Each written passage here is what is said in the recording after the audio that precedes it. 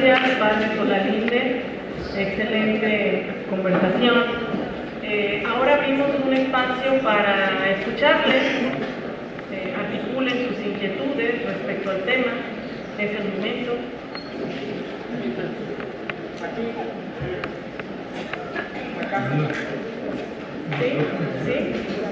Sí, ahorita le llevan el lugar.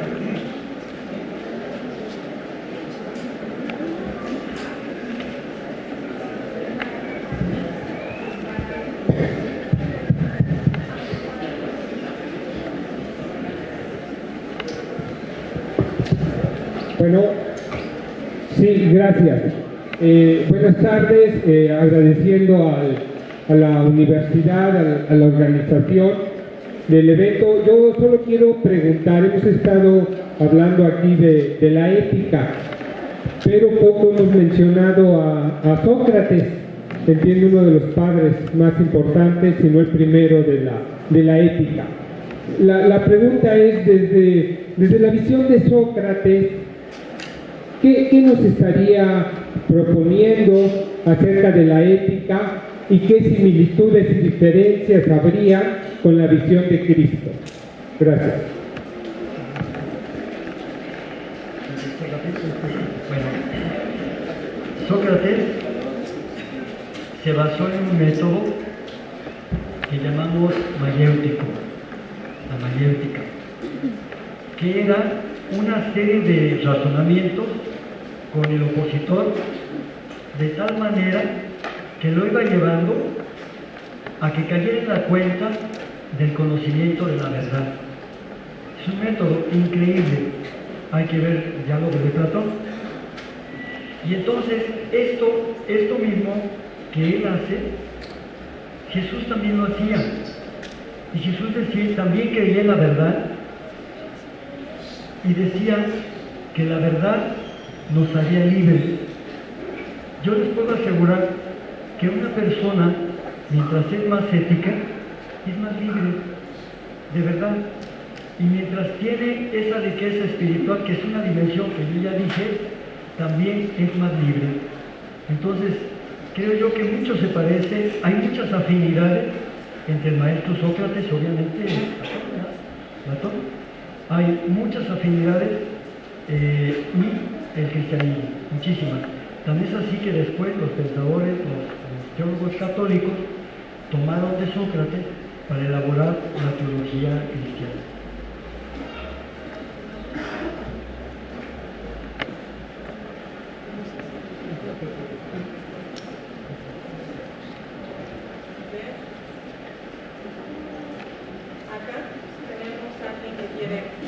¿No habría manera de que iluminaran el auditorio para que nos viéramos todas y todos?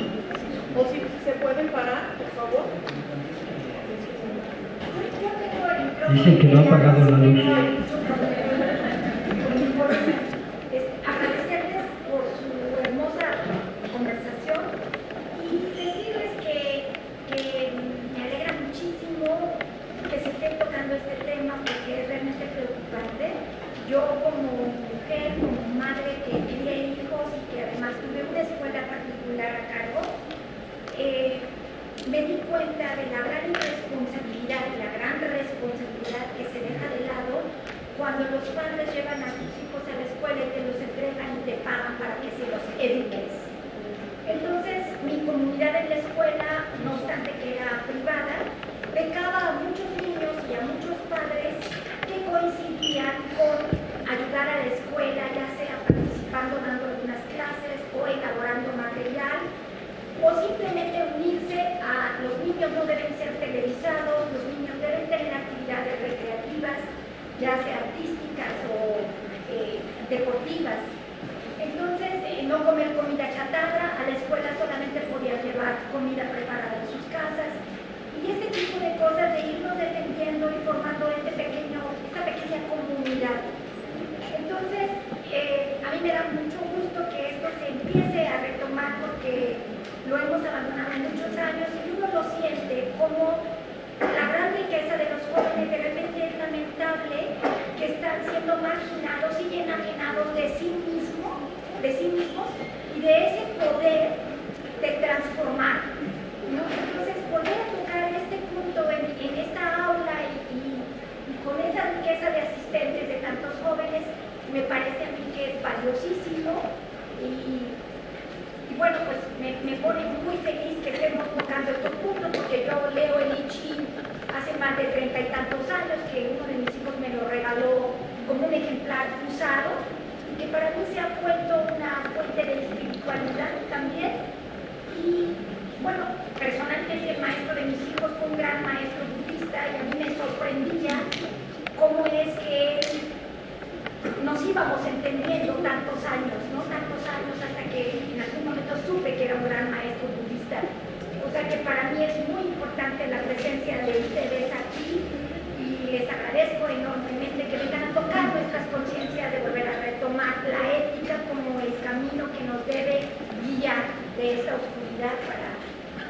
Y bueno, sobre todo pues el pedacito de México que nos toca, los metros cuadrados que tenemos enfrente, pues a darle, ¿no? Quitar la máscara de plátano para que el de atrás no se resbale, no tirar la colilla del cigarro ahí donde va, ¿no?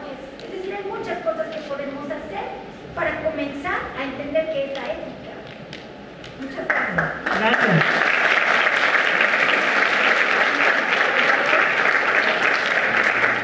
Creo que el joven pidió la palabra antes, luego acá y la compañera posteriormente. Buenas tardes. Bueno, mi principal pregunta es cómo los dos, desde su perspectiva de cada uno, cómo igual dimensionan a la violencia como política de Estado, que no nada más la hemos visto tanto en México, sino la hemos visto desde Argentina, Brasil hasta nuestro país. Ahora, ¿es esa cómo dimensionan? Y desde cómo ustedes igual llegan a ver a las cuestiones, bueno, en la construcción del Estado, como más o menos una perspectiva que le da Toni Negri, de que ya no existen los estados como tal, sino simplemente es una estructura mucho más arriba de todo, que es la que comprende a cada territorio como denominado como México, Estados Unidos y demás. Gracias.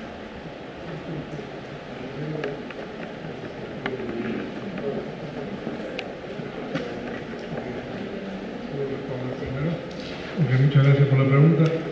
Desde la perspectiva del budismo, la violencia siempre va a engendrar violencia. O sea, de que la violencia no es la solución de ningún problema.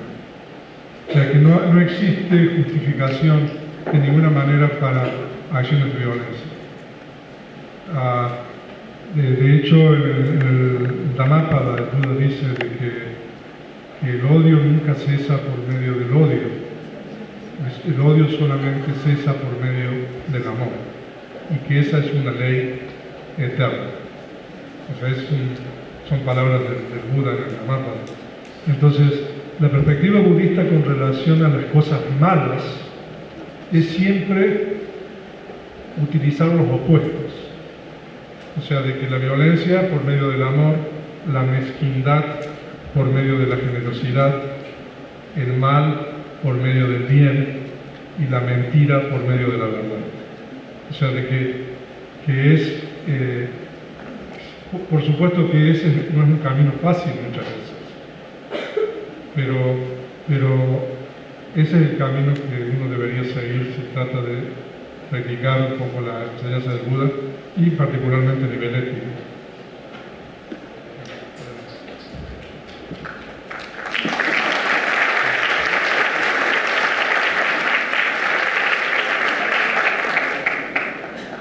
Jesús también vio este problema de la violencia y él decía, el que a hierro mata, a hierro muere. También. Pero decía, fíjense, de la violencia él decía que había que terminar la violencia no con más violencia, sino esa raíz profunda de la violencia que es la distancia con Dios y con nosotros mismos y con los demás, se puede solamente matar con el amor. Y él proponía cosas increíbles que todavía son incomprensibles. Por ejemplo, decía él, ama a tus enemigos, y si alguien te hace un mal, devuélvele un bien por un mal. que te hizo. Esto es muy difícil, pero ¿saben a qué se refiere? A que no hay que apostar a la violencia para atacar más violencia. Porque, y aquí está otra de las cosas muy difíciles para entender la vida de Jesús de Nazaret. A él lo censuraron mucho, lo criticaron mucho, hablaban mucho de él porque se juntaba con publicanos y pecadores, porque comía con publicanos y pecadores. ¿Saben cuál es la razón por la cual él hacía esto? Él no echaba porras a las cosas malas que hicieron los pecadores. Todos somos pecadores, pero hay quien hace peores cosas que otros. Y él creía que los más dañados, fíjense, los más dañados de la maldad humana eran los perpetradores, eran los victimarios, eran los más pecadores y no los justos. ¿Por qué? Porque ellos habían sido víctimas de una sociedad que los hizo así. Ellos no nacieron así. Y entonces él parte del principio, no de la exclusión. Ah, este salió malo, exclúyelo, castígalo, enciérralo o mátalo y ya se acaba el problema. No, porque la comunidad quedaría incompleta y él es parte de este cuerpo.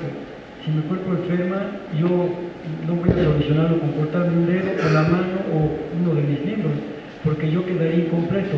Y él concibe a la humanidad como una sola familia. Por eso, él come con pecadores y publicanos. ¿Cuál era su táctica? ¿Cuál era su estrategia? ¿Echarles porras por lo malo que hacían? Claro que no. Pero fíjense, no, él no los juzgaba, llegaba, los amaba y les empezaba a hablar del reino de Dios, es decir, de las relaciones posibles de Dios con nosotros, nosotros con Dios y de nosotros con nosotros mismos. Y entonces su sola presencia, su amor, los cambiaba. Te voy a contar una anécdota. Yo soy terapeuta y hace muchos años, cuando yo estudiaba la maestría en terapia familiar sistémica, supe de una terapia de un asesino serial, y un terapeuta pidió permiso para ir a ver a la cárcel sin custodios, y le decían, pero es que te va a matar, eres asesino serial, no importa, y aceptó. Está el director, fíjense, y discretamente un guardia nada más por ahí sin armas. Y entonces se encuentra con esta persona y lo primero que le pregunta es, en lugar de decir, oye, pues ¿cómo te has echado tanta gente, no? O dinos qué técnica usaste para desaparecer personas y no dejar ni siquiera huesitos ni nada, ¿verdad? Siquiera para mandar a Innsbruck. Y le dice, dime qué es lo más respetable que tienes de ti. ¿Qué es lo más respetable? Lo mejor que tú tienes. Y esta persona, este asesino serial, se quedó totalmente sorprendido y desconcertado. Y cuando lo siguió preguntando este terapeuta, él hizo memoria de que algunas cosas buenas ha hecho en su vida. Y dijo, bueno, ¿cómo fue que tú eres capaz de hacer cosas buenas y ya te olvidaste de hacerlas? Después hiciste otras. ¿No te gustaría hacer lo mismo que empezaste a hacer? No, pues sí. Entonces date cuenta que dentro de ti hay alguien que te está llevando a hacer lo que tú no quieres. ¿Tú quieres hacer el bien? Y ahí empezó la terapia, no les platico porque es muy larga, pero lo que les quiero decir es que sí se puede sanar en el corazón de las personas el mal. Que no se vayan a confundir. Cuando Jesús dice, mira, si alguien te pega en una mejilla, tú voltea a la otra. No se refiere a renunciar a la justicia, porque Jesús, cuando le golpearon delante de cuando estaba con el sumo sacerdote, le dijo, mira, yo he hablado en el templo todas las veces que he querido, y he hablado claramente, abiertamente, ¿sí? ¿Por cuál de estas cosas me estás pegando? Si he hablado mal, dime, si he hablado mal, ¿en qué? Pero si no, ¿por qué chingados me pegas? Bueno, así no lo digo así, pero más o menos ya entender. Y entonces, no se trata de denunciar a la justicia, Yo puedo perdonar a una persona que he demandado, por ejemplo, pues en un caso, ¿verdad? La he demandado porque cometió un delito. La puedo perdonar, pero no me voy a desistir. ¿Sí? No puedo. Yo puedo perdonar a los políticos de corruptos, pero no voy a renunciar a luchar por la justicia. No puedo hacer eso. Porque y las armas aquí es otra cosa. Puedo luchar con la verdad, y eso es la que más peca y la que más incomoda. Puedo luchar con la organización, puedo luchar con 1000 cosas pacíficas, no violentas, y eso les duele más que si organizáramos una revolución, que además hoy ya están pasadas de moda. La segunda cosita que quiero decir rápido, lo que dice nuestro amigo, ¿cómo te llamas?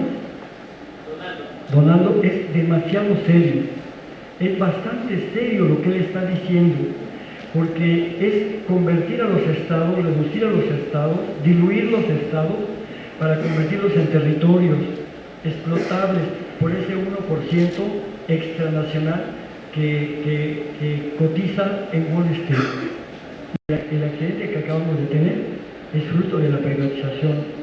Pocas personas se están ahorrando todo, no hay mantenimiento a las instalaciones petroquímicas, ¿verdad? O sea, el mínimo de gasto, máximo de ganancia. Esto nos espera en todo el territorio nacional si no nos ponemos las pilas.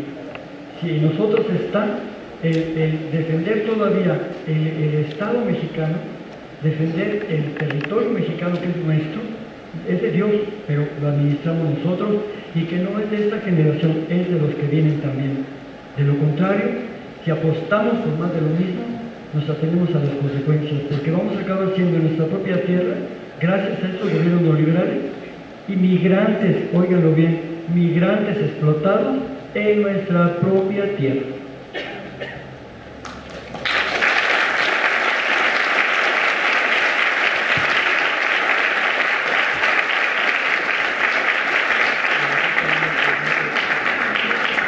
Buenas tardes, bueno, antes que nada muchas gracias.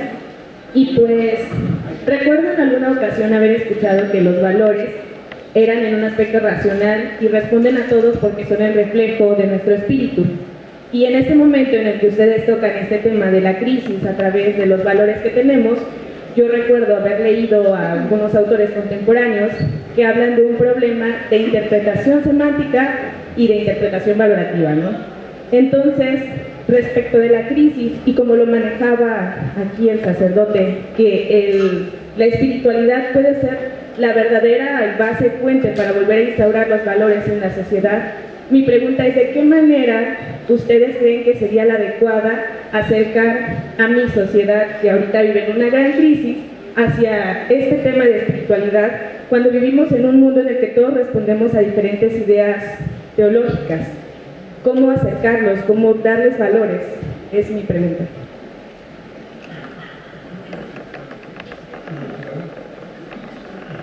Bueno, buenas tardes.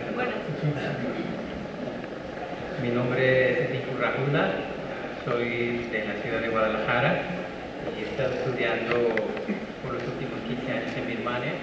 Y bueno, la manera de que todos podemos desarrollarnos es a nivel gubernamental y social, no olvidarnos que todos somos individuos, independientemente del cargo que tengamos o del tipo de economía que tengamos o dónde vivamos, etcétera, etcétera. Como comenta el padre, hay valores universales y de acuerdo a la perspectiva budista, la raíz de todo mal son solamente 3 cosas, son solamente 3 raíces de todo mal. Y tiene 3 raíces positivas que, como mencionó el venerable, son sus opuestos. La primera de ellas es la avaricia, que como el padre estaba mencionando, el amor y toda la energía que dedicamos para la adquisición de dinero, y eso nos atañe. No solamente podemos apuntar el dedo a quien está haciendo corrupción a grandes escalas. Desafortunadamente, en el México que lo conozco de primera mano, la corrupción desafortunadamente se ha filtrado desde arriba, cada vez más, hasta la tela de abajo. Y como ayer comentábamos, a veces hasta el taquero o el agente de tránsito está viendo la primera oportunidad, como ya es algo común y es algo que damos por hecho de que así es, y no nos hemos puesto a parar para ver si es cierto que en realidad que es así como somos los mexicanos. Entonces sigue, y un niño que llega nuevo es lo único que ve y es lo único que aprendió, y yo creo que ya han sido muchas generaciones, incluyéndonos, me atrevo a decir a todos nosotros, donde la corrupción ha sido la norma. Entonces, mientras que no tomemos la pausa para cuestionar si esos valores o esas vetas culturales son reales, pues yo creo que vamos a continuar en caminos donde la ignorancia, que es una de las más grandes, la ignorancia es la jefa de la avaricia y de la ira, nos va a seguir llevando. Entonces, abrir espacios como estos donde podamos nuestra fibra, nuestra tela cultural, recapacitarla y ver, y bueno, aunando a eso, es a veces dolente lo que consideramos como cultura mexicana, habiendo vivido más de una década fuera de México. Es una pena que solo llega lo malo y la impresión que tiene la gente de nosotros como cultura, pero no podemos quejarnos mucho, porque cuando llegamos aquí y encendemos cualquier tipo de estación radiofónica, los temas que tratan las canciones, que es lo que nos llega bombardeando, es lo que nos construye, y lo que hacemos el fin de semana, el considerar que el ser feliz y el disfrutar es estar a un lado de una botella de licor y que es algo que se celebra. Yo lo vi en mi propia familia cuando mi primo tenía 18 años, su propia madre le dijo: ándele, mijo, échese su primera cerveza, y ahora están batallando mucho para pagar los gastos que están teniendo en un centro de rehabilitación, porque empezó con el alcohol, siguió por otra cosa. Yo creo que podríamos tomar cualquier melodía que está en el radio, que es lo que colectivamente estamos escuchando constantemente, y está lleno de esas tres malas raíces malsanas. Continuando con ellas, una es la avaricia, y tiene muchos primos parecidos y características. Si algo que queremos no sucede, si alguien no nos habla como yo quería que me hablara, entonces sigue la ira. La ira podemos decir que es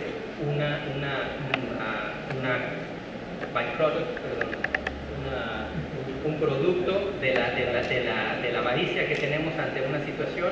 Y si ira al principio empieza como frustración, si esa frustración no está siendo cuidada, cuando está pequeñita la plantita, sigue ira pura. Y si la ira no es cuidada bajo nuestra propia atención, momento a momento, en nuestro interior, esto no tiene nada que ver en cada uno de nosotros, no tiene nada que ver con los gobernantes. Si no es cuidada, se genera violencia.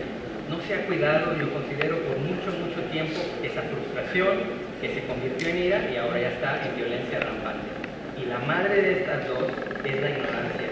Entonces ahí coincidimos que la educación tendrá que ser no solamente de contenido, no quiere decir que aprendamos matemáticas o hablar, etcétera, o un arte. Lo que se necesita es una educación profunda de la naturaleza, como decía el padre, que creo que compartimos a profundidad el amor por el humano, de qué somos, cómo funciona nuestro cuerpo a nivel físico, cómo funciona nuestra mente, cuál es su estructura y su anatomía, y una vez que conocemos todos esos elementos, poder conscientemente, cada uno de nosotros, sin culpar externamente, que solo el gobierno tenga que ser el que nos dé todo, uno por uno. La comunidad y el gobierno está hecho de individuos, y los individuos que ahorita están en el gobierno eran ciudadanos como nosotros hace poquito. Quizás sus padres ya tenían una posición privilegiada o habían participado en la política, que por lo general suceden cosas así, pero como individuos, si todos cambiamos un poquito y vamos eliminando el mal que cargamos todos, estas tres raíces, muchas prácticas espirituales, en este caso representando al budismo Theravada o el budismo en general, ofrece innumerables herramientas para cada una de estas impurezas interiores que todos tenemos. Entonces, de que hay posibilidades y que es necesario de que se abra, una persona con ética no va a hacerse mal a él mismo, porque lo va a sentir una persona consciente, presente, no se va a hacer daño al mismo, no le va a hacer daño a los demás, no le hace daño a los demás, y como una cadena, como una piedra que lanzamos en un lago líquido, va a empezar a crecer, y estamos en esto y esperamos que esta onda crezca para tocarnos a todos nosotros, a nuestras familias, y por el bien de de todos nosotros, de todos los seres, incluyendo la naturaleza.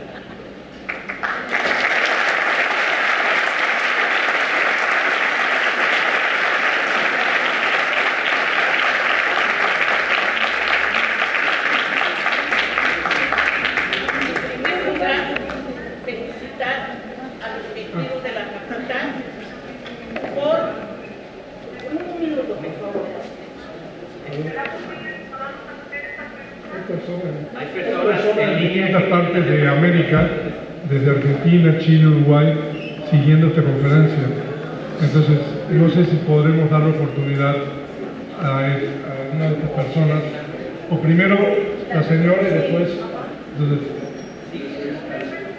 En primer lugar, felicitar a las autoridades de la escuela por traer a tan brillantes personas.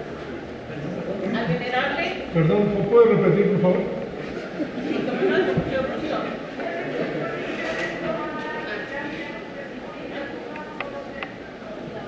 Ya está prendido. Tiene que estar en el poquito rojo ahí. No, la cámara está bien.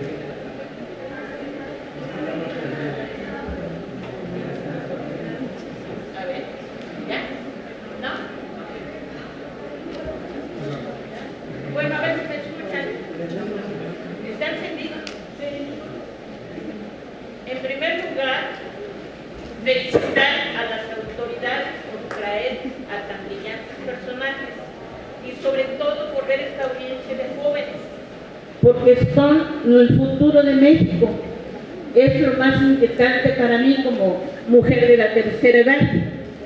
Al venerable tuve la oportunidad de conocerle aquí en un seminario que lo trajo el doctor Córdoba. Entonces me da mucho gusto volverle a ver.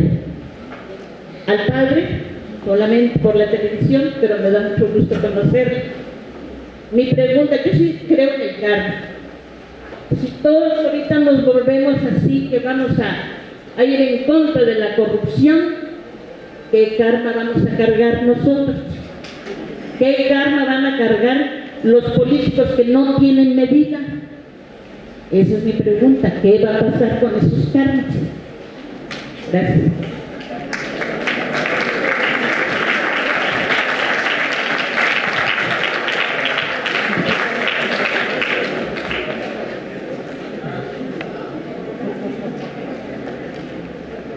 Pues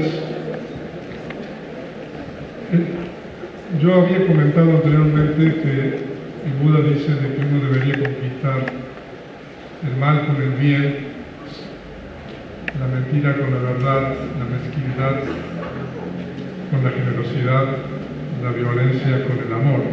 Y también, entonces, yo creo de que es una responsabilidad de cada uno de nosotros conquistar la mentira con la verdad. Entonces yo creo que es muy importante que exista transparencia en las acciones de los seres y las instituciones en un país, en la medida de que nosotros podamos aportar individualmente y a nivel institucional una mayor transparencia. Yo creo que nosotros estamos contribuyendo a una mejor sociedad. Entonces, si usted dice de cuál es el karma, bueno, en ese caso sería un karma bueno, un karma positivo. Si cada uno de nosotros mañana nos despertamos con esa intención positiva de cómo podemos hacer de una manera no violenta, de una manera correcta, entonces yo creo que esa suma de voluntades y acciones positivas necesariamente se debería materializar en algo bueno, porque nosotros hemos hablado a lo mejor de casos extremos y de situaciones extremas, tanto el padre como yo, de la crisis que se vive en México, pero en las relaciones cotidianas vive situaciones tan difíciles y complicadas, cuando uno tiene que hacer un trámite. ¿No? Yo no sé si ustedes han llegado al aeropuerto de la Ciudad de México, a la Terminal 1, a las 6 de la tarde. O sea, yo que viajo regularmente. O sea, a esa hora llegan todos los vuelos de Europa, en la Terminal 1, de las 6 a las 7 de la tarde, y algunos de Estados Unidos. Y hay 25, creo, puestos del Instituto Nacional de Migración ahí. ¿No? Pero cuando uno llega hay una fila de, no sé, 300, 400, 500 personas y hay 5 funcionarios del Instituto Nacional de Migración para atender a la gente mucha gente que por primera vez llega a México. ¿No? Entonces es un problema que se puede resolver inmediatamente. Poner esos puestos, o sea, poner las 25 personas, o sea, de tal manera de que podamos hacer el trámite migratorio lo más rápido posible. O sea, que ese es un ejemplo, ¿no? O otra persona que me estaba comentando de que quiso sacar el pasaporte de la Secretaría de Relaciones Exteriores. ¿No? O sea, son cosas cotidianas, pero que hacen a la calidad de vida de cada uno de nosotros. Entonces, llevó un acta de nacimiento de Jico. Jico es en un lugar aquí cercano a Coatepec. Pero resulta ser de que en el acta Jico está descrito en una parte con una X y en la parte de abajo con una J. ¿No? Entonces el funcionario de la Secretaría de Relaciones Exteriores le dijo a esta persona de que no tenía que ir él nuevamente al municipio para que corrigieran eso. Entonces, la pregunta que me hago yo es, en realidad no es problema de la persona que quiere hacer el trámite para sacar el pasaporte, es un problema de instituciones, ¿no? O sea, ¿por qué la Secretaría de Relaciones Exteriores no arregla eso directamente, por ejemplo, con la institución que emitió el acta incorrectamente? ¿No? Pero siempre es como si la carga cayera sobre el individuo, ¿no? O sea, que el individuo tiene que resolver las deficiencias institucionales. Eso es una experiencia que uno le queda continuamente aquí cuando uno tiene interacción, ¿no? Ya sea con los bancos o con la Profeco, por ejemplo. O sea, es como si la carga siempre está sobre uno, cuando en realidad las instituciones deberían estar para resolver los problemas de las personas. Entonces, si nosotros tomamos conciencia, ¿no?, de estas deficiencias, por ejemplo, que yo menciono, o hablando como habla el padre del capitalismo y las corporaciones, o sea, ¿por qué, o sea, las cuentas de teléfono de Telmex o de Telcel, o sea, que pagan los ciudadanos, o sea, son tan altas? ¿No? O sea, precisamente porque quizás una de las razones es porque son monopolios, ¿no? O sea, entonces nosotros estamos pagando por un servicio mucho más que a lo mejor en otras partes otra gente paga, ¿no? Entonces hay siempre una carga excesiva, yo veo, en este país sobre el individuo, ¿no? O otro ejemplo, las autopistas, las cuotas que uno tiene que pagar. O sea, y esas cuotas van aumentando y uno no sabe en base a qué criterio, ¿no? Por ejemplo, la autopista esta del Perote, por ejemplo, es una de ellas, o el libramiento para ir a Veracruz, ¿no? Que son, o sea, si ustedes van a otros países y comparan, o sea, lo que nosotros estamos pagando para las cuotas de la autopista, en otros países, por ejemplo, como en Estados Unidos, hay muy pocos lugares que uno tiene que pagar cuotas. Y entonces, hay muchas cosas que yo creo que a nivel individual nosotros podemos tener un cambio positivo con relación a eso. No sé si quiere agregar algo. Un poco mundano esto, pero...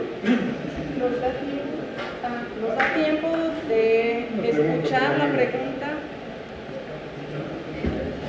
Es que ya no tenemos suficiente tiempo. Y acá escuchamos. ¿Sí tienen preguntas?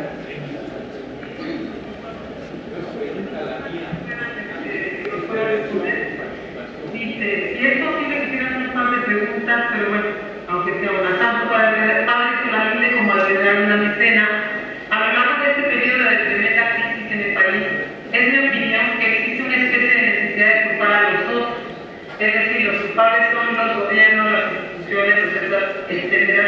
Esto es, todos los demás son los malos, pero nunca nosotros. En este sentido, ¿cuál es el peso de la propia responsabilidad como sujetos e individuos en la situación de crisis actual? ¿Y qué podemos hacer para asumirla de una forma plena y consciente?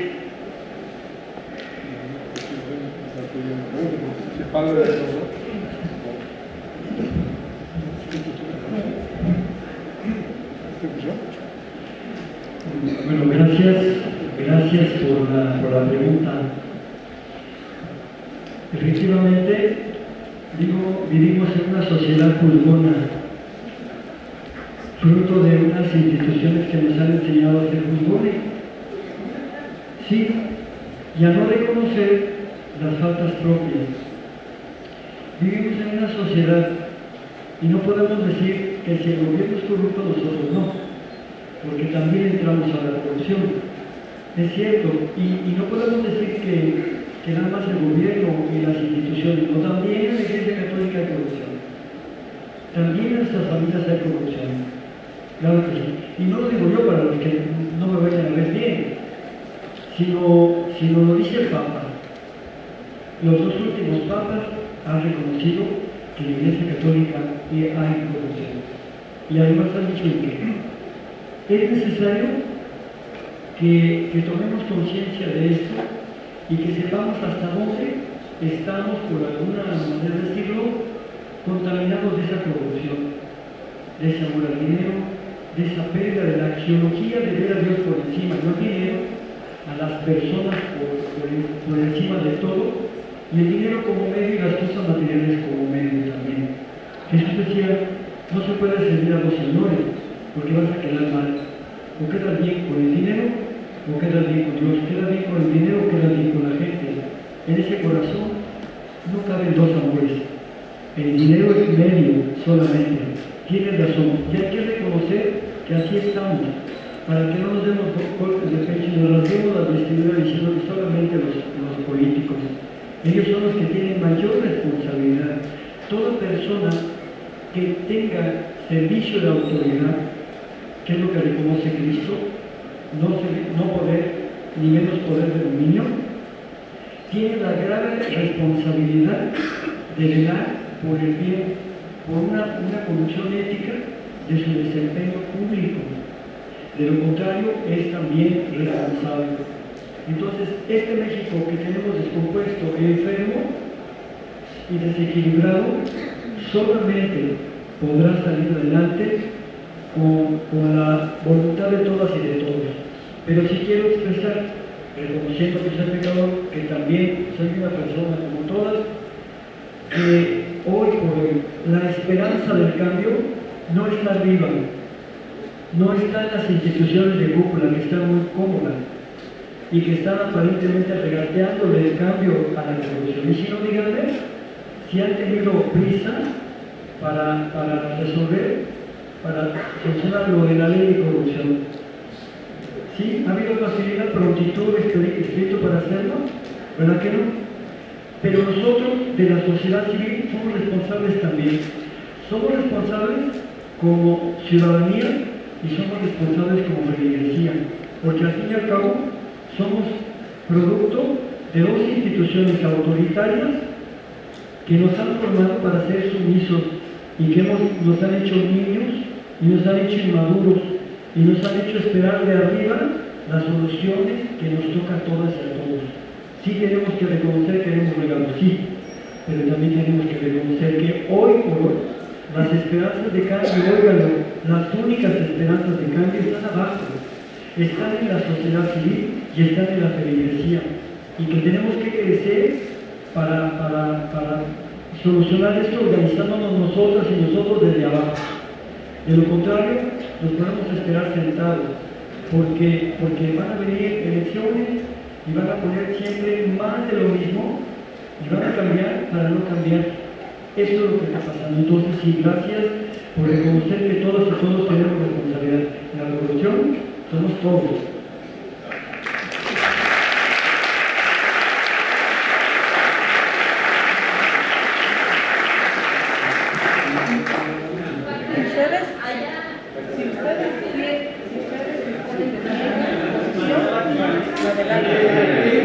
Sí, sí.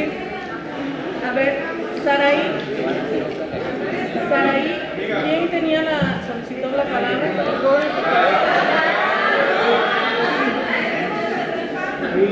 No se preocupen que la noche es nuestra.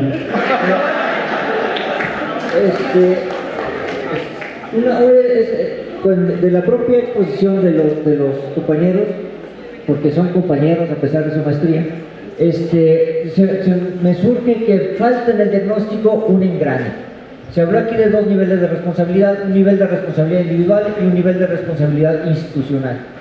En general, los mexicanos, contra la mala imagen que tenemos incluso para nosotros mismos, somos personas decentes, porque en un país tan mal regulado por las instituciones de justicia, en realidad el nivel de decencia que mostramos los ciudadanos es considerable, tomando en cuenta que un 1% de los delitos se investigan, un 1% de los delitos que se investigan se castigan. Entonces, en realidad, el hecho de que nos portemos cotidianamente de manera decente habla mucho de la capacidad autorregulatoria y de una capacidad ética del ciudadano común en sus tratos individuales. Pero a mí el engrane que me falta es por qué estas personas más o menos decentes, cuando generamos instituciones profundamente antiéticas y profundamente corruptas, y nos parece natural hacerlo. O sea, sean instituciones familiares, ¿quién no ha querido para sus hijos una ventaja injusta que se le niega a otros hijos, ¿no? O sea, instituciones religiosas, o sea, instituciones empresariales, no diré instituciones académicas porque no quiero ser un mal huésped, pero instituciones sindicales. O sea, cuando nos reunimos y generamos una institución, damos por default que esa institución se va a corromper. Así sea lo que sea, un equipo de fútbol, una empresa paraestatal, una empresa privada, una institución de gobierno. Y sin embargo, en el nivel individual permanecemos todavía, y ese es un condicional de tiempo alarmante, todavía somos en general personas decentes. Pero ¿dónde está ese engrane? O sea, ¿por qué este conglomerado de personas razonablemente decentes generamos instituciones tan irrazonablemente corruptas y tan fáciles para caer en todo tipo de exceso?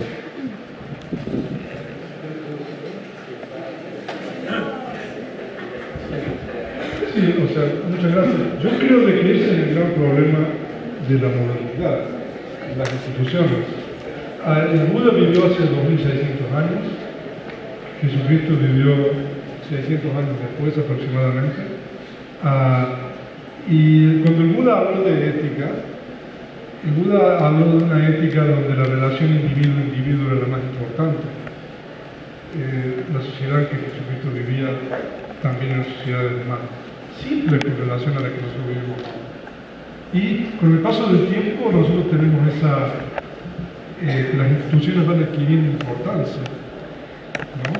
Y nosotros como individuos estamos sujetos, digamos, a leyes y a normas éticas, pero es mucho más difícil hacer que las instituciones estén reguladas por esas mismas normas éticas que nosotros individualmente estamos regulados.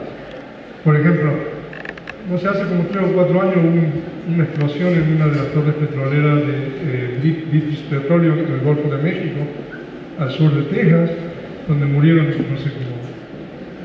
más de una docena de personas, y fue un derrame de petróleo muy grande que se demoró mucho tiempo en detener, y eso produjo un desastre ecológico muy grande.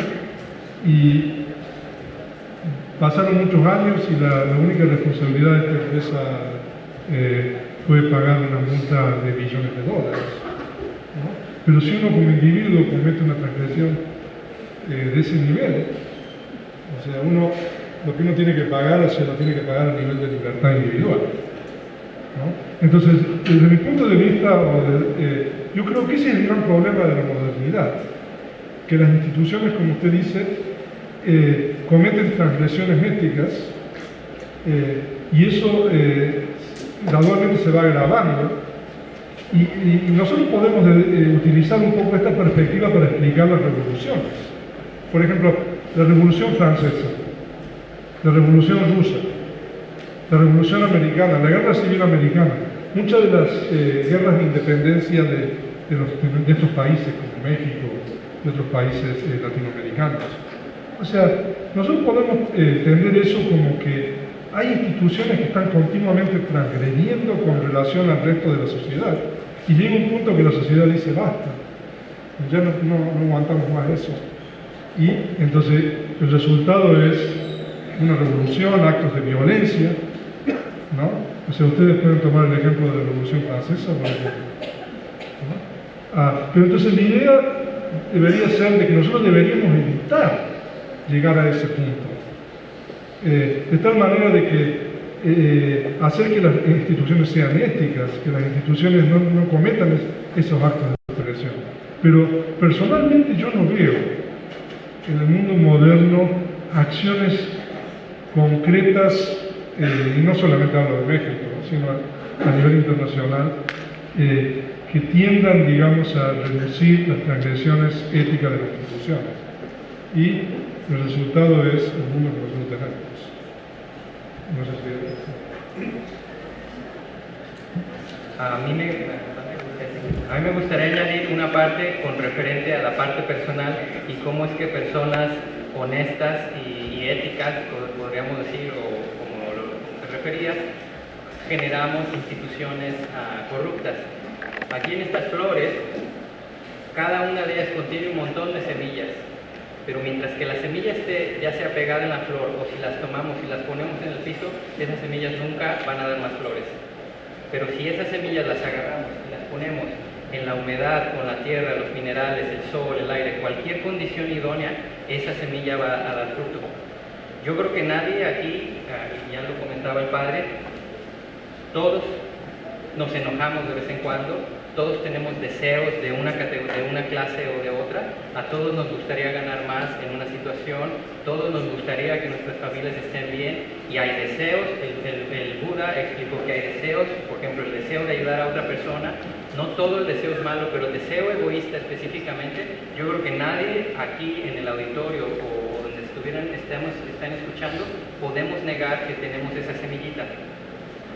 El hecho de que esté la semillita guardada y bajo condiciones no propias, pero imagínense, un puesto gubernamental, con poder militar, con poder económico, con poder de decisión, con poder por poder, esa semillita que cada uno traemos, yo me hago la pregunta y me lo he hecho honestamente, yo no sé, yo mismo, en esa situación, con tal poder, esa semilla cómo se desarrollaría.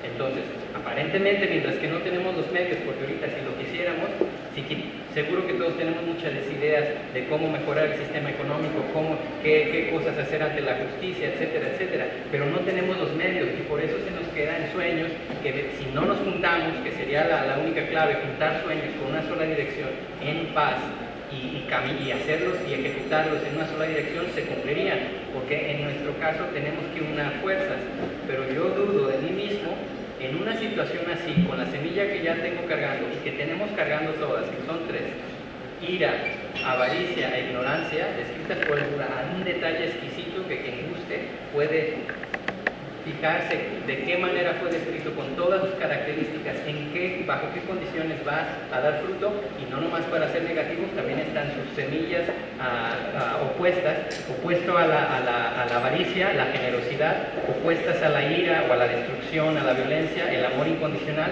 y la reina de todas, y que es la que considero que podría hacer mucho más beneficio, es lo opuesto a la ignorancia, que sería la sabiduría, no solamente el conocimiento. Cualquiera de estas semillas es nuestra responsabilidad como seres humanos y sociedad, con plantarlas buenas en condiciones idóneas, dejar de regar, no tenemos que pelearnos con la negatividad, pero para esto se requiere una introspección de saber en qué momento yo soy avaricioso, en qué momento la ira está creciendo, y esperemos que todas estas personas que si todos tuviéramos esa atención momento a momento de nuestras semillas y nuestras cualidades interiores, esperáramos que fueran generando unos pilares éticos y morales que a la hora que cada uno de nosotros nos viéramos en la situación de mover una institución, de tener acceso a grandes capitales o acceso a grandes poderes, inclusive militares, etcétera, etcétera, poder tener esa integridad que no nos corrompiera y que las semillas negativas no crecieran. Entonces, de esa manera yo veo que todos tenemos ese potencial, pero no lo hemos visto, y lo hago como una invitación a no subestimar la negatividad que cada uno tenemos dentro. Es una responsabilidad humana conocernos a profundidad, cómo funciona nuestra mente, cuándo estamos siendo moralmente inéticos y cuándo estamos, qué semillas tenemos que cultivar, armonizar nuestra huerta interior y con todo el positivismo y esperanza de que tengamos la sabiduría suficiente como para cultivar, crecer nuestras semillas más hermosas, no nomás que nos den frutos y flores para nosotros, sino como cualquier huerta uno va y que podamos compartir con los demás, y que las otras dejarlas en seco y tenerlas bien especificadas cuando nosotros lo estamos haciendo como individuos.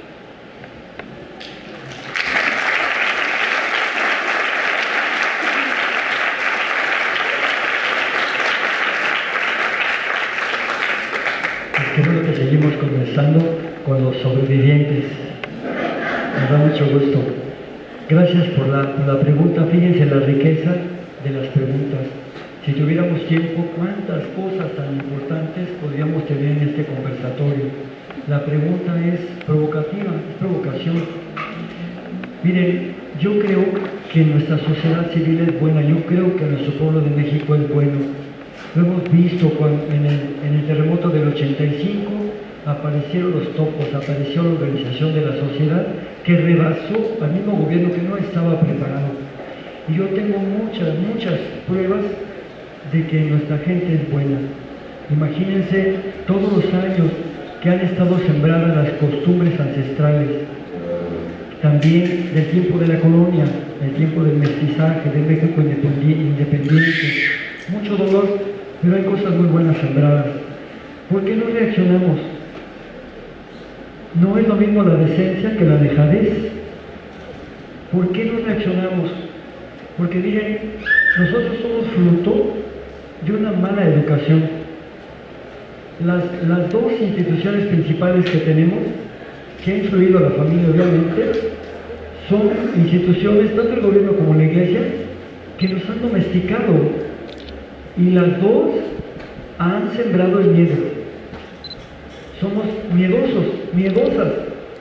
Somos personas que nos han sembrado el miedo. Sobre todo en especial, y no es por echarle tierra, pero son hechos, este gobierno de Peña Nieto, ¿verdad? Se ha propuesto imponer a la fuerza sus reformas.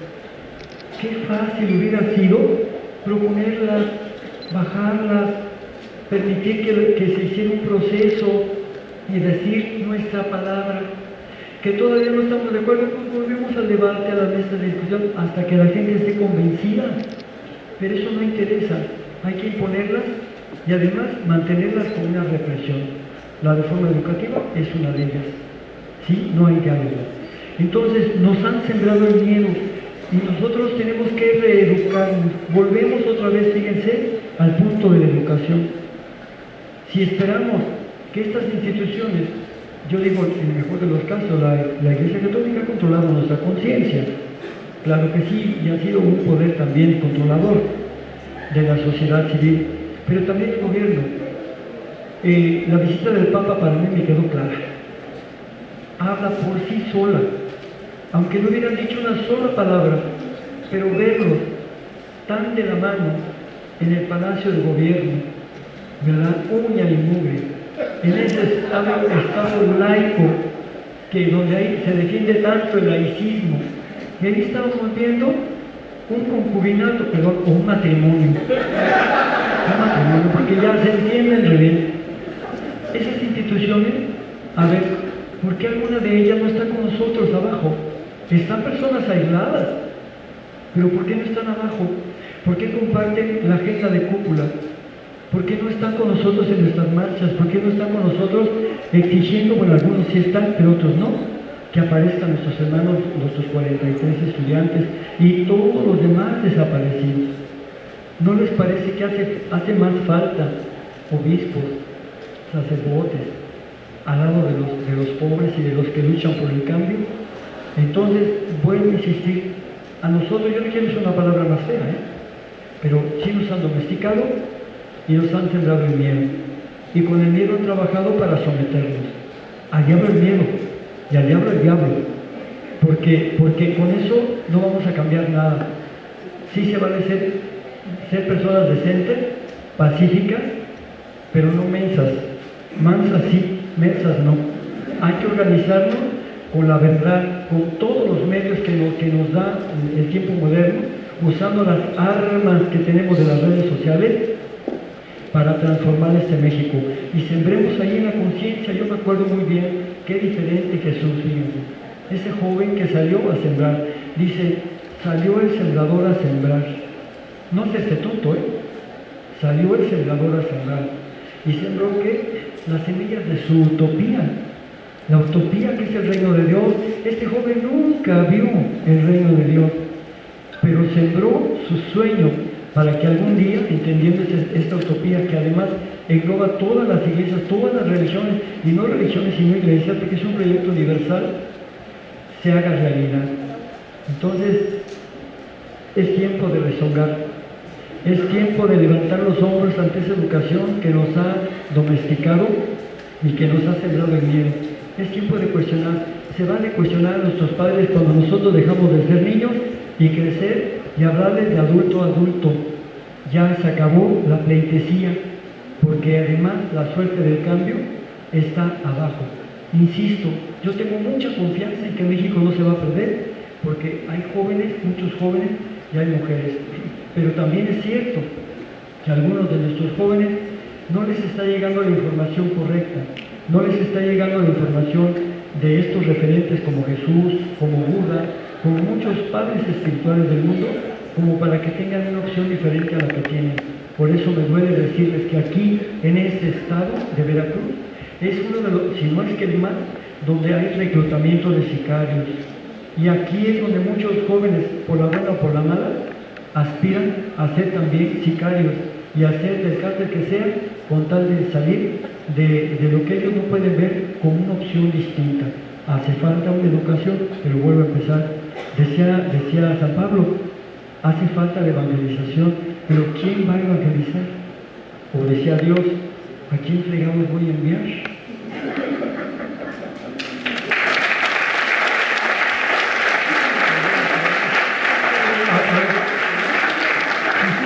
A ver si parafraseo correctamente lo que usted dijo, porque es algo que yo he venido también pensando. A ver, dígame si es correcto lo que quiero decir.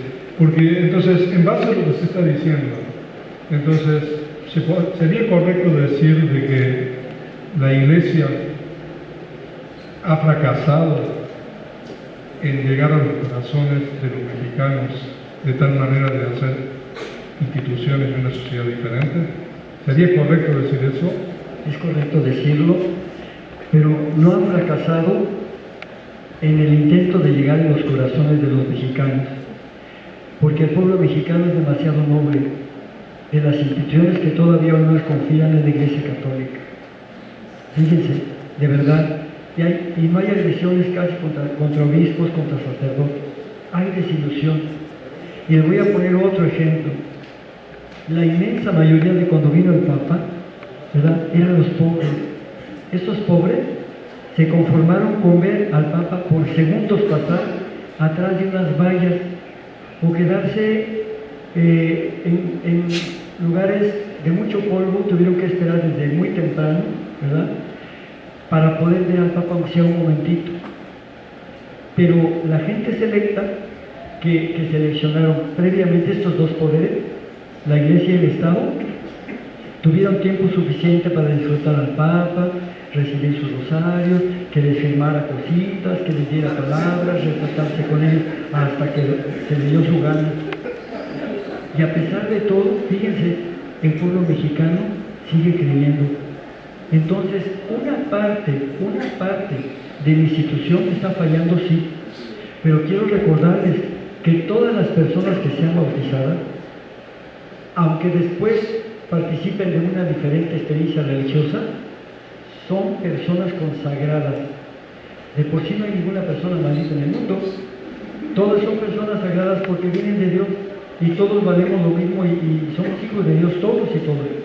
Pero quien ha sido bautizado, yo lo digo por los católicos, los cristianos, somos personas que tenemos una misión, que somos misioneros del reino de Dios y que tenemos que trabajar por las relaciones justas, por las relaciones respetuosas, por las relaciones incluyentes, por la libertad de ese maldito dinero que es bueno cuando lo usamos para bien, pero es malo cuando nos hace adictos al dinero. Y cuando también tenemos que luchar contra todo eso que nos divide, que nos separa y que hace muros mentales en nuestro corazón y en nuestra sociedad. Por eso les digo, Jesús decía eso, y Él como cabeza de la Iglesia Católica nos da el ejemplo, ¿sí? Nosotros, yo no quiero faltar a ningún dogma, ¿verdad? Ni quiero ofender a nadie para decirles que sobre todo en estos momentos difíciles de encrucijada de la sociedad civil, no tenemos que poner nuestros ojos en modelos de ningún eclesiástico, ni tampoco en el Padre Solalinde, sino en Jesús, porque Él es muy distinto a nosotros. Nosotros solamente tratamos de seguirlo, pero Él es el modelo, Él es la cabeza, y Él soñó una iglesia muy distinta a la que tenemos. Él soñó un movimiento de conciencia, de amor, de todos esos valores universales que nos hace vernos como hermanos y tratarnos como hermanos y hermanas, incluyentes. Entonces, pero no se preocupen, la iglesia también va a cambiar, porque la iglesia está en crisis. Ella se metió en unas broncas, en una camisa de 11 varas, hace nada más ni nada menos que 1400 años. Y un ratito nada más. Imagínense lo que costará, ¿sí?, dejar todo ese dinero, esa riqueza.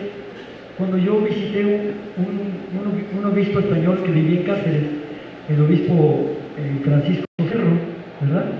Me invitó, él supo que iba a ir por los medios se enteró y me invitó a desayunar en su palacio, un palacio. Sí, es un palacio. Y entonces me invita a desayunar, no una mesotota de aquellas grandes que vemos en las películas, pero sí estaba grandecita. Arriba, ¿verdad? Y entonces él preparó frutita, preparó un poco de, no sé si café, rebanó un poco de jamón, había frutita, galletitas, bueno, y dijo, padre Solalinde, yo mismo le preparé el desayuno. Y dije, muchas gracias. Y empezamos a platicar. Yo ya había recorrido buena parte de España. Le dije, me da mucha pena decirle esto, pero mire, tengo que decirle que mucha gente de la base, de gente de abajo en España, piensa esto de la jerarquía española. Yo se lo tengo que decir y se lo dije. Y me dijo, padre Solalinde, muchas gracias porque nos dijo esto. Mucha gente no nos dice eso, simplemente se aleja o nos critica. Terminó el desayuno, el que me había estado acompañando era un joven católico de Amnistía Internacional y él estaba tragando camote, porque todo lo que yo le decía me veía con unos ojos, decía, padre, ya párale. Y yo terminé. Cuando acabamos de desayunar, bajamos y me regaló, nos hizo unos regalitos de unos iconos y unos libros que él tiene. Cuando cerró la puerta, ¿saben qué pensé? De veras, se los juro que me impresionó muchísimo. Yo lo vi a él como un conserje, o más, como parte del mobiliario. Y dije, el día que la Iglesia Católica tenga que dejar todo esto, de pensar todo lo que tiene que hacer para dejar lo que ha cuidado durante tantos años, yo dije, ¡qué hueva! Sí, porque imagínense todo lo que tienen que hacer para dejar y salir a la vida sencilla, a la vida de Jesús.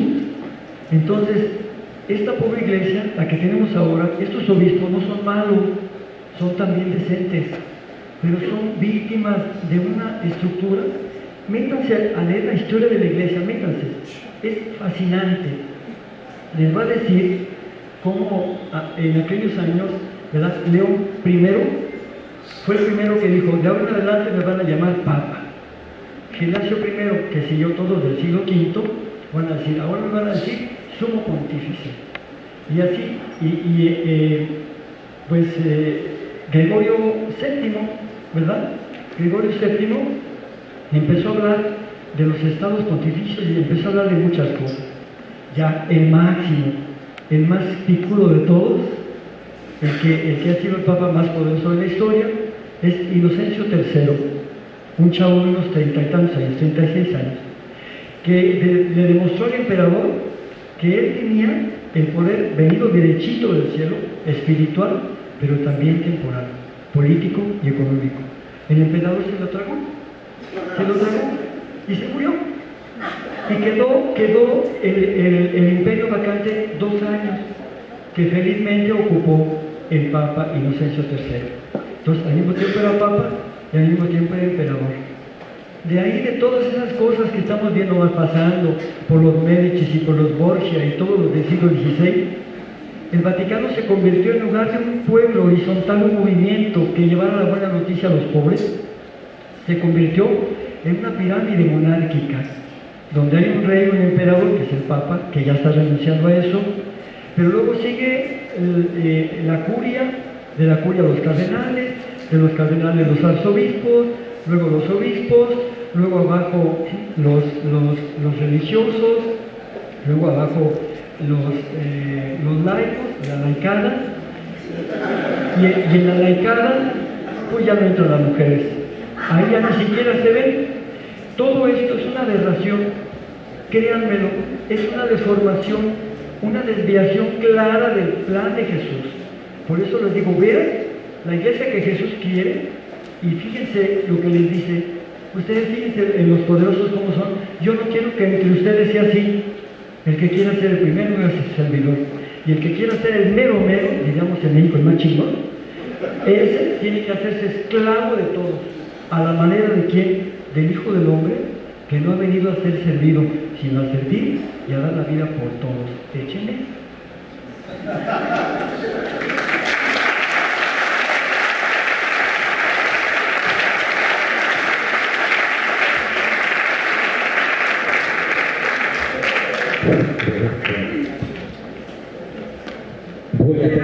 Sí, se escucha bien, perdón.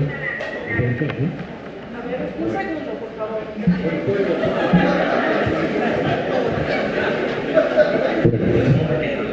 Sí, adelante. Voy a tratar, por ser breve, porque de que tomo el micrófono empiezo a hablar, no hay quien me pare, esa es mi manera de ser, pero voy a procurar. Practiqué la oratoria. Quiero decir en primer lugar que soy profesor universitario, que soy de la UE, vengo de la Facultad de Derecho. Ahí doy las materias de Derecho Agrario y la materia de Filosofía del Derecho de manera permanente, aunque no soy maestro de base. Yo llegué tarde al asunto de los beneficios y los privilegios. Soy maestro interino de asignatura. Y así me voy a ir porque estoy tramitando ya mi pensión por vejez. Quiero decir esto de entrada porque lo que voy a decir después me va a permitir justificar mi presencia en este evento, que por cierto, quiero señalarlo, es quizás de los pocos, o tal vez sea el único, en donde se habla y se debate sobre la gravísima realidad de nuestra patria mexicana, y yo todavía así la concibo y la amo, aunque esté en proceso de aniquilación. Pero quiero señalar esto, porque pocas ocasiones hay aquí en Jalapa, a pesar de que es la Atenas veracruzana, de que podamos escuchar a maestros exponiendo temáticas de un interés general y particularmente del campo de la ética. Leí por ahí en el periódico La Jornada, que es el que leo frecuentemente, y se lo digo a mis alumnos, aquí hay algunos de ellos, un encabezado grande que decía: la ausencia de ética es la enfermedad del siglo XXI. La han aplastado políticos, religiosos, empresarios. Todos se apellidan poder. Y quiero empezar con esta expresión porque no quiero recomendar libros a nadie, pero yo he leído un libro maravilloso de reciente publicación que se llama Filosofía y Poder, del maestro Francisco Piñón Gaitán, que ojalá puedan leer, pero no lo estoy haciendo por sugerencia de quien quiere instruir, simplemente porque yo lo leí y me ha servido de base para educar a mis alumnos en la asignatura o en las asignaturas que les imparto. Que no nomás son estas dos, han sido varias. Pero yo no soy ni posgraduado, ni especialista, ni científico social. Soy solamente, jóvenes y amigos, un maestro mexicano que tiene más de 40 años de servicio, ya se está jubilando, y que abrevó en su formación inicial como niño de primaria en una grandiosa escuela rural que creó el sistema político, económico y social mexicano de la revolución. La obra revolucionaria educativa que paulatina y sostenidamente han venido aniquilando en nuestro país desde el año 1946 para acá, ya son varios sexenios. Hasta el 40 gobernó Cárdenas, congruente con estos principios y con estos contenidos humanistas y éticos, socialmente benéficos para una patria que estaba reconstruyendo su realidad después de una... Perdón que lo interrumpa, pero solicito que sea breve. Si va a plantear alguna pregunta, por favor, en este momento podría articularla. Voy a ser muy breve, señorita doctora, con todo respeto. Tenemos que dejar el auditorio. Sí, claro. Respeto a la mesa y sobre todo, a respeto, sobre todo porque honesta y honradamente nos han ilustrado de manera magnífica todos los inmigrantes. Pero quiero continuar y atiendo la sugerencia de la brevedad.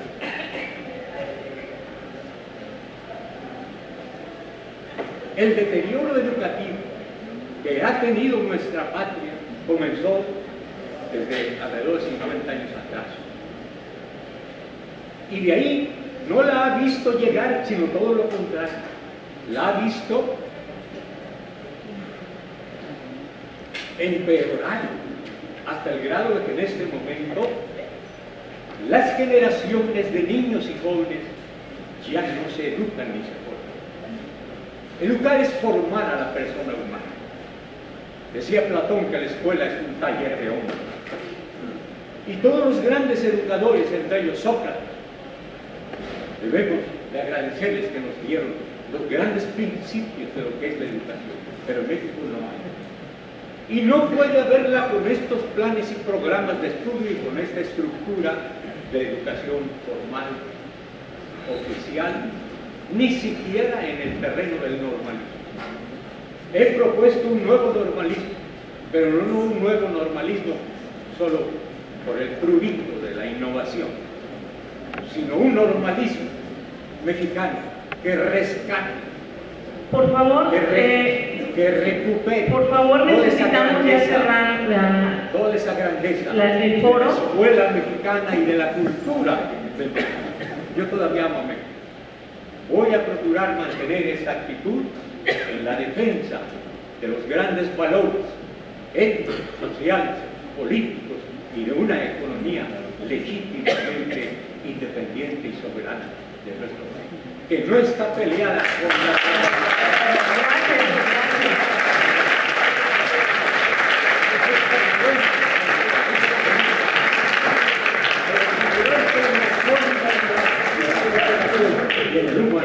Escuchamos, muchas gracias por su participación.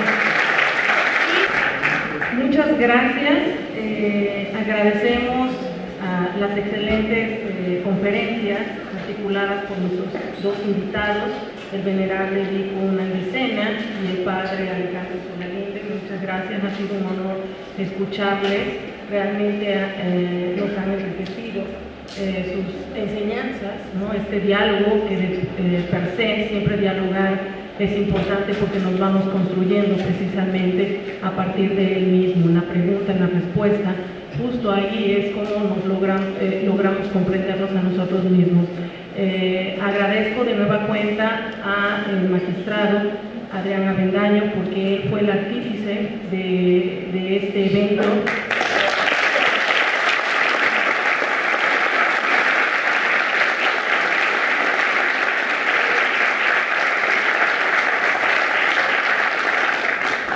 querida Facultad de Filosofía, que fue, vuelvo a decir, el canal, el medio para que justamente estas voces se encontraran el día de hoy, nuestras voces. Muchas gracias, que tengan bonita tarde.